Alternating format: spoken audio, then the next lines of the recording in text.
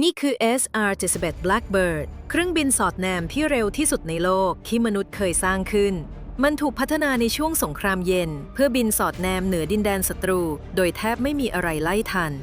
SR-71 สามารถทำความเร็วได้มากกว่า